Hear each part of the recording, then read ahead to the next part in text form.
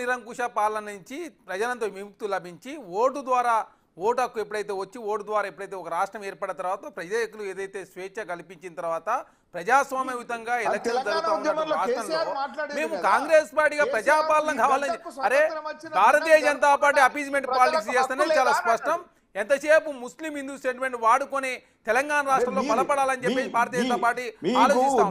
అసలు తెలంగాణకు భారతీయ జనతా పార్టీ ఏం చేసిందండి? 8 మంది ఎంపీలు గెలిస్తే మీరు తెలంగాణకి ఏం తెచ్చి చెప్పండి? 49 లక్షల కోట్ల బడ్జెట్ ప్రవేశపెడితే తెలంగాణ భారతీయ జనతా పార్టీ కేంద్రంలో అయినా తెలంగాణకు 8 మంది ఎంపీలు గెలిపించినా కూడా తెలంగాణకు బీహార్కి ఇచ్చినట్టు 59,000 కోట్ల రూపాయలు తీసుకురాలేకపోయారు భారతీయ జనతా పార్టీలు. అంటే భారతీయ జనతా పార్టీ ఎంతసేపు సెంటిమెంట్ వాడుకొని గతంలో హైదరాబాద్ ఎలక్షన్లప్పుడు కూడా అంతే చేసి రోహింగ్యాలు ఏరేస్తని చెప్పేసి ఏ విధంగా సెంటిమెంట్ రెచ్చగొట్టి ఆనాడు ఏ విధంగా కార్పొరేట్ ఎలక్షన్ లో కార్పొరేట్ సీట్లు గెలిచిన తర్వాత ఏ విధంగా రోహింగ్యాలను ఏరేయకుండా ఏ విధంగా వాడుకున్నారో అందరూ చూసారు.